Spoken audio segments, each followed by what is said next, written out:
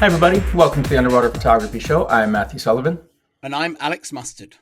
And today we're going to do a little bit of a DEMA debrief, as we're calling it. So we're going to talk about all the different new products that were at DEMA this year. It's a bit slow for new stuff, but we still have some exciting things to discuss. And the two main ones. I was going to say, I find that quite interesting because you were at the show and I wasn't. And Yep. that's why we're doing this episode, really, is for me to catch up. But from the outside, it kind of looked like there was quite a lot of stuff there. And it's often interesting, the perspective of being an outsider looking in compared to actually being there. But it felt like there was quite a few interesting things, being announced and some quite innovative products as well. So I thought it was quite exciting. So anyway, sorry to interrupt your. So I think a lot of stuff, though, these days isn't being saved for DEMA like it maybe used to be. Yeah. Whereas, manufacturers, when they have it, they're just putting it out right away instead of waiting for something. So I think that's probably a lot of it, because a lot of the stuff is relatively new. It's new for the year. Sorry, Naya shaking. But it's not new it's not new to people. So it might be the first time a lot of people are getting to see it in person, but the product isn't being released at the show. The exceptions to that, which are the two ones that we're going to focus on here today, are the new Seacam Optical Precision Port, OPP for short, and the Backscatter Atom flash. And other than Backscatter people, Alex is the only one to have shot the Atom flash underwater so far. And also, ironically, one of the few people who has shot an actual corrector port underwater. And there's a distinction to be made there between a conversion port and a corrector port. So why don't we start with the corrector port, since I teed you up for that one. Okay, well, I was really excited to see Seacam doing this. I think anyone, I've always said, we had the digital revolution in underwater photography, and now we're getting the optical revolution in underwater photography, where actually ports and lenses are being specifically designed for underwater shooting, and it's opening up a range of possibilities. And I'm really excited that Seacam haven't just done a Me Too product and done their own version copying, basically the Nauticam WWL WACP, which you are now beginning to see various copies of various quality coming out across the industry. And it was really great to see Seacam go in a different direction with this and take up the Ivanov corrector port sort of philosophy, which is to create a port that is basically corrects for that air-water interface. So your land lens works exactly the same underwater as it does on land. Could I just touch on something with that real quick? So this is something I think is important, because I was confused about it, and I suspect a lot of other people will be confused about it, is that, and I talked to Esther, who's part of the Seacam team at the show, and she was clear in getting through to me that it is not, like you said, it's not a WACP competitor. It is something completely different, and it is designed just to take your wide-angle lens and have it perform underwater exactly as it does on land. So it's very much dependent on the lens you put behind it. So if your lens has a lot of distortion on land, it's going to have a lot of distortion in the water. And in theory, if you have a low distortion lens on land, it should have low distortion underwater as well. Yeah, and I think that's what makes it really exciting, because, although Seacam are designing this for their photographers, there's not going to be much to stop someone adapting this should the system really work. So I'm really excited about that. I am, probably the only photographer who's used such a port with any dedication over within the last 20 years. I had a port like this adapted for my Nikon SLRs and shot that quite a lot from about 10 years ago till I went over to mirrorless cameras, and then I didn't bother to adapt it for the mirrorless cameras, and maybe there's a point in that. The one I used was originally made by Carl Zeiss for a Hasselblad system, and I adapted it to work with a 20mm Nikon lens. I tried to make it work with wider lenses than a 20mm, my one, and the image quality fell apart quite quickly. Mm-hmm. Seacam have only got one sample image on their website at the moment, and that's clearly taken with a lens wider than a 20mm, and that image has quite poor image quality at the edges of the frame.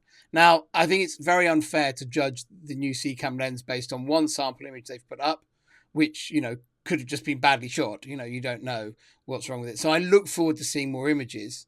However, I'm slightly concerned by the fact that it does show the issues that I encountered when trying to use wider lenses behind these ports. And also the fact that Seacam, if you were trying to design an optical port to perform well, and you want it to be, the be-all and end-all in image quality underwater, the last thing you would do is, if you understood that, the last thing you do is put such a poor image on your website to say, and this is what the port can do. Look at this rubbish. So I look forward to seeing some more.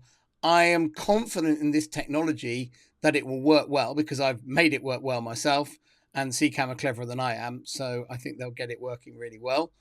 And I look forward to seeing some proper test shots, in the fullness of time. And probably that was probably taken on a test shoot, and they've gone back and they've refined things and they've found the lenses that'll work better with it. So I'm really excited by this product. I like this solution. Unlike Nauticam's WACP as well, this is a rectilinear looking lens. So it's a very different solution. So it's giving all underwater photographers another option. As we said before on this channel, I think that the land photographers out there go, oh, why would you want fisheye distortion in your pictures? We want rectilinear look. We want straight lines to stay straight. When you start shooting underwater, you actually realize that the power of a lot of underwater images comes from that barrel distortion of a fisheye lens. Yeah. So I think that this attitude of we don't want barrel distortion is an incorrect attitude of land photographers thinking they know what you might want underwater. But that said, there are plenty of underwater photos taken with rectilinear lenses that are stunning. And it's great to have an improved tool for doing that. And I really look forward. I'm going to follow very keenly the development of the OPP. I'll be down with the OPP watching this, watching it get developed, and hopefully have the chance to shoot it sometime and see how it works. Maybe it might motivate me to convert my current port, my Zeiss port, to work with my mirrorless camera, but I haven't bothered to do that since switching from SLR. I think if they do find the lenses that work correctly, and it works really well, I think for big animal shooters, it could be a really cool optic. Or for anybody shooting wrecks or things like that, where you don't necessarily want to have bendy lines on things that are straight. But yeah, it'll advertising shoots, pool shoots of people. Yeah, for sure. Those sorts of things. I think it could be very. It's something. If they make it work well, it will be a valuable addition. One other thing I want to mention before we move on is Esther also told me that the way it's designed, it will allow whatever lens is behind it to focus pretty much to the glass, which could open up some really interesting opportunities because a lot of those wide angle lenses don't always focus that closely. So if you're able to shoot, a 16 to 35 and you can shoot a 16 millimeter perspective shot with something right on the glass, that could create some really unique pictures. So I'm excited to see how that actually pans out once people have it in the water as well. Yeah, and great to see some real innovation. Just looking forward to seeing some results that really sell it to us. Yeah, I'm sure Laurent will have one in his hands at some point. We'll get to see some pretty spectacular stuff with it. Yeah. But so now that we've done that, the second big thing I think that was brand new for the show and debuted there, and as we mentioned, you've already shot them in the water a little bit, was Backscatter's Atom Flash, which is sort of designed as not necessarily a mid-range, but a tier below their hybrid flash. It's smaller. It does away with the video light. In my opinion, I got to handle it a little bit at the show. It has better ergonomics, has a really nice LCD screen. And, as with all the Backscatter stuff, it's highly customizable if you choose to do so, or it's a pretty simple flash if you choose not to do so. But you shot them in the water. So what did you think of them in your brief time with them? I got to try them for a day in Lembeh. It just so happened that Jim and James from Backscatter were in Lembeh when I arrived before my workshop. And they were kind enough to let me try the strobes for a day. They obviously wanted to see what I thought of them. It's hard to judge strobes just on one day shooting. It's hard to judge strobes shooting macro. So I don't feel, that I've used them enough to make any sort of review. What I would report is that they've got lots of power, very fast recycling, what seems like a good quality of light, and they're a very nice usable product. I particularly like the switch on the back, had a really clicky, positive feel to it. It was very ergonomic. The power switch on the hybrid flash is kind of round and it's not that easy to turn. This is kind of a flat switch that you can just rotate around. And I really like that. I like the big LCD screen on it, or whatever type of screen it is very clear, and it rotates as you turn the strobe around. So if you're using a single strobe and you have it on top of your housing, it's one way up. And actually doing macro photography, it's the one time I probably am, going from having my strobes in that normal kind of position with two strobes and then actually swinging one around on top of the housing, because they do quite a lot of single strobe shooting when shooting macro. The screen was really easy to read. The feature that I liked about them, or two features. One is, first of all, they've got all the complicated modes that that backscatter flash users will know from particularly from the mini flash. And there's lots of modes that people enjoy, and there are a lot of users who are just like, I don't want any of that. I just want it to work on manual, do what I tell it. And what's great about the Atom Flash is that you can customize the menus very easily and just hide all the stuff you don't want. So it's still there, but it's not in the top menu. So it just keeps the ergonomics really simple. And when they're your flash guns and you customize them to your use, you can make them, very, very much tailored to the way you want to use them. The other thing I like about them is that they have a low power mode. One of the things we've complained about on the channel is as strobes have got more powerful, we need more ability to turn them down, because actually, particularly like in Lembeh, do a lot of macro but shooting with quite open apertures. When you're very close to subject shooting with open apertures, your strobes can often be too powerful for them, even at the base ISOs. So I really like the fact that they've got this low power mode that is easy enough to activate. It's a little bit annoying that I've found a couple of times I was kind of right on the threshold between the higher levels of low power mode and the lower levels of high power mode, of normal power mode. So I was kind of having to go backwards and forwards a bit, but that's a minor quibble. I think the only ergonomic thing I remember not liking that much is that because it's only got one dial on the back, it makes it nice and simple to use. But if you say want to turn off a strobe for a shot, like for example, you're shooting 2 strobes to 1 strobe in macro, when you turn it back on again, you have to turn it back on and then remember what power setting you were on again. So you have to kind of, so it's not just, turn it on, carry on shooting, turn it off, carry on shooting. It's turn it on, what power. So it's just because it's all on the same mode, but it's a pretty minor quibble. I've had the hybrid flashes for about a year and a half now. They have not missed a beat, so, and this strobe, again, worked really well. So first impressions were all very positive. I don't think it's a flash aimed at the most serious shooters. I think it's aimed at people who go, that hybrid flash looks a bit expensive. I want something that is going to give me a good chunk of that performance at a lower price point. And yeah, it looks very similar to kind of the ecosystem that was inhabited by CNC D1s, D2s, D3s in the past, which and it's kind of that sort of size strobe, but with more power, with a lithium battery, fast recycling, and a very nice user interface. So yeah, I had generally pretty positive thoughts about it, but I have no experience shooting at wide angle and no experience of how the quality of light is for wide angle. But certainly for macro, it worked well, and I liked it. Yeah, I think, to be honest, I haven't shot it underwater, and I've only handled it at the show. But these actually appeal more to me than the hybrid flash, largely because I never shot the hybrid flash for what I do at the highest powers. So I don't need that crazy power the hybrid flash has, and I also don't shoot video with them. So doing away with that, making it a bit smaller, it uses a much smaller snoot, which ties into the next thing that Backscatter had there, which was their long-awaited snoot for the hybrid flash, which is about 1.5 feet long.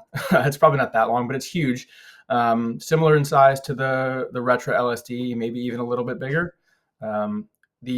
The selling point on that they are saying is that it can be used for wide angle snooting as well, so you can have it pretty far away from your subject and still get a nice focus controlled beam of light without losing a lot of power.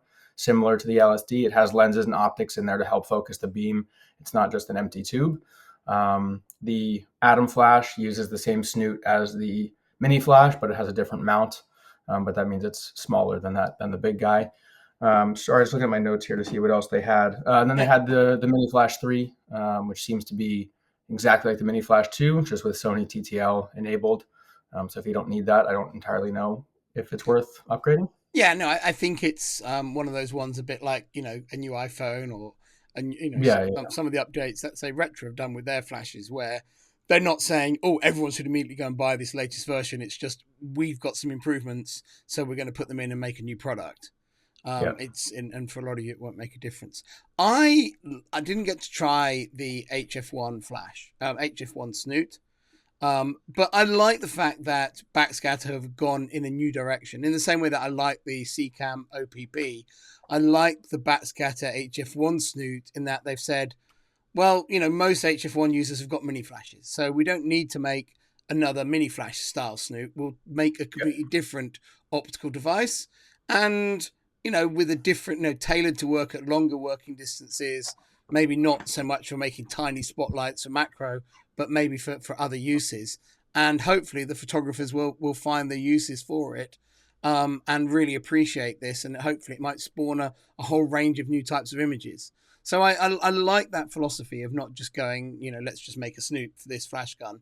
Let's actually make a new tool for underwater photography. And I'm excited to try that when I get the chance to see what it can do, and whether it works well. But I have no idea whether it's good or bad, but I like the idea of taking it in a new direction.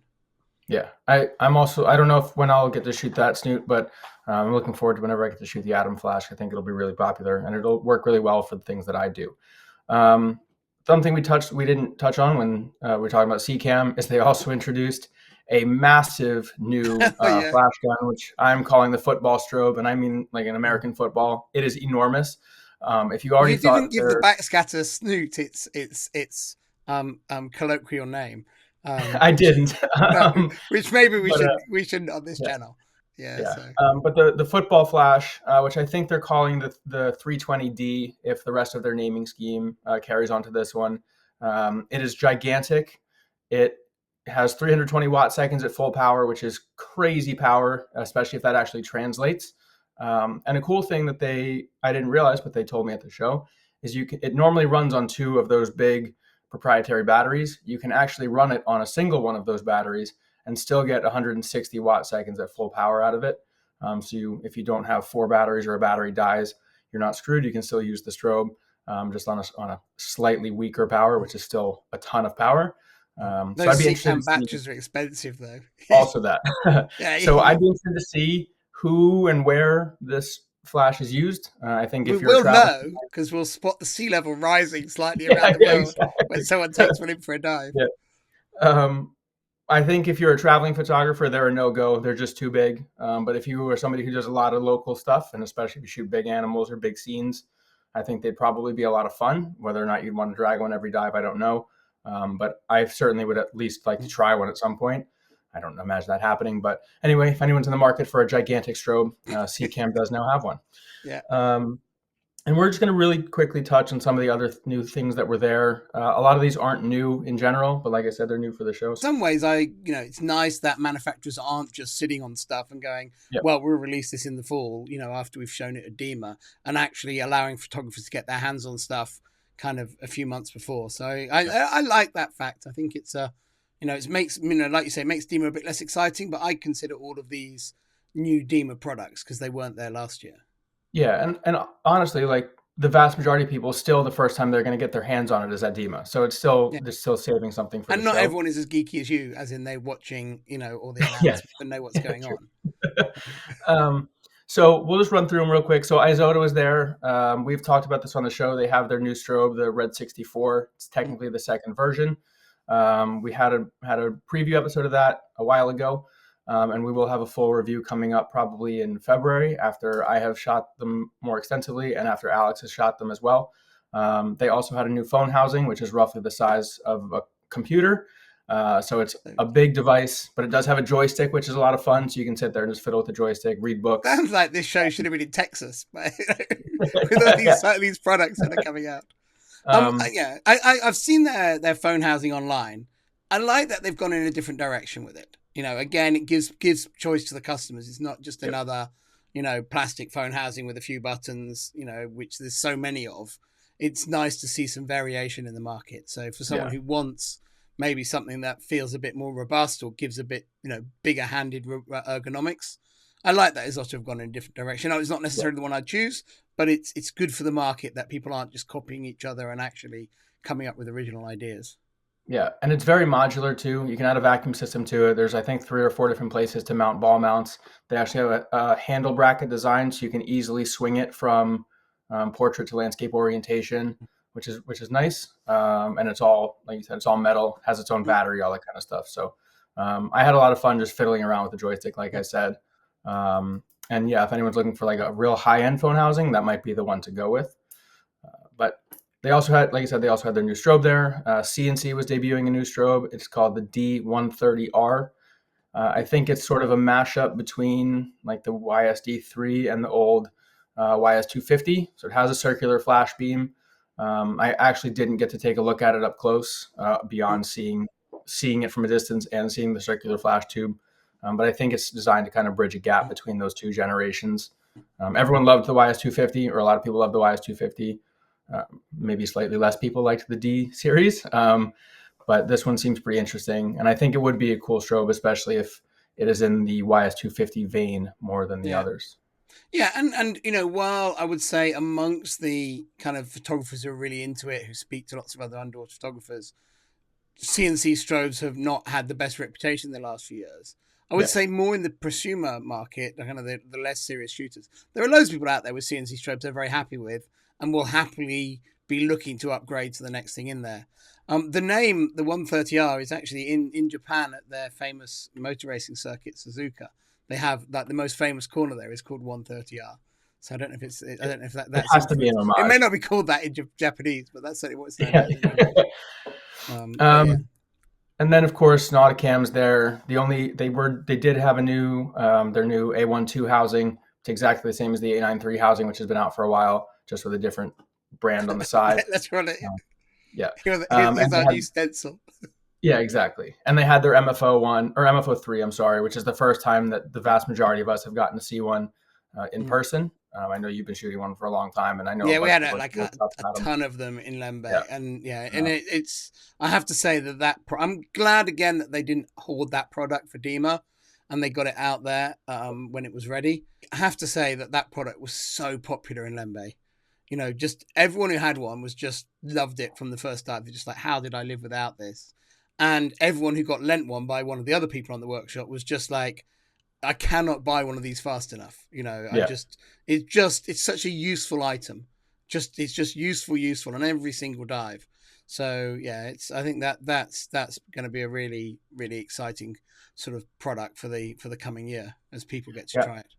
It most excites me whenever I get to try one, just for the fact that it focuses right on the glass. So you almost get like a close focus, wide angle-y type feel to some of the pictures, which I think is pretty interesting, while still being able to shoot your longer macro lenses. Yeah, I think people just love the two lenses on one dive aspect of it. You know, without there needing to be big change. You know, you don't need to change settings much. You don't change lighting much. You just either flip it down or screw it on, and you get a completely different shot of the same subject. Yep. So next up, Seafrogs was there. There's been a lot online about they've had aluminum housings in the past that were priced up around where Nauticam and Isotta and all those housing, Marelux and all those housings are. Now somehow they have released a new line of aluminum housings that are significantly cheaper. It remains to be seen how well they do in the water and through long-term use. They look fine, they feel fine. But of course, you know, until you get to use something for a while, you never really know how it's going to perform. But it's exciting that there's another option. And if it does work well, it might give a lot of people the option to get into aluminum housings at a much cheaper price point. Yeah. And maybe people who are just going to do 3 or 4 dives in a year, maybe that's an ideal product for someone like that. But yeah. Yep. Yeah. Good to see that out there. So then, sorry, go ahead. No, I was going to say, who else was showing stuff? So Marelux was there. Didn't seem to have too much there. They had their new wet lenses, which I think aren't new, but they're new for, you know, for DEMA. I think they're the Aquesta lenses. They have a 100 and Aquesta 120. But I believe the Aquesta 120 gives 130-degree field of view, so it's a bit of an odd naming scheme. But they're essentially similar to the WWL series, or like the AOI UWL series. Yeah, I've not seen them yet. I've not seen anyone trustworthy test one. So wait and see. I still have not had anyone bring a Marelux housing on any of my workshops. So I'm still yet to see one. Yeah, like despite diving with thousands, doing thousands of dives with photographers almost every month, I still haven't seen one of their housings up close. So I'm curious to see what the lenses are like, because even if you're not interested in the housings, you know, it's always good to see, because maybe they've done a really good job. There's no point saying, oh, they might not be any good. They might be really good. So yeah, I'd like to see how they perform. So they had those there, and then Kraken's the last major brand that was there. And the two big things for the show, the one that was brand new for the show, which we're not going to touch on too much because we're not video shooters really, was their new, it's called the Spectrum 25,000. So it's 25,000 lumen light, and you can actually change between 3 different color temperatures, just depending on, so you can kind of do away with filters with just the press of a button. They're definitely geared more towards tropical reef shooters, blue water shooters with regards to the color temperature change. But the light itself is not any bigger than the previous 18,000s, which were already pretty big, but not enormous. And it does put out a ton of power, has a new battery so that you can, higher capacity battery, which is useful for having such a strong light. And I suspect for video shooters who don't want to deal with the hassle of filters, it might be a pretty popular option. And a friend of mine, Colin, is the only one I know. Getting Salty on Instagram, if anyone wants to check him out, he's a good videographer. He's the only one who shot him in the water so far. He really enjoyed them, but he was the one who said they're likely going to be more appealing for people in blue water than where he dives in the Pacific Northwest. And then another product you've gotten to actually shoot a little bit, which was new for the show but not new, was the KR-S40 flash. It's sort of an alternative to the mini flash without all the fancy features. It's just a small strobe, has its own snoot and color filters, easy to use. I've been shooting them for a while. I really like them as a dedicated macro flash. And I know you just got to shoot them for a bit in Lembeh. Yeah. I found them very likable, very easy to live with, nice and small. I thought they were just as easy to snoot with as the mini flash, which is very easy to snoot with.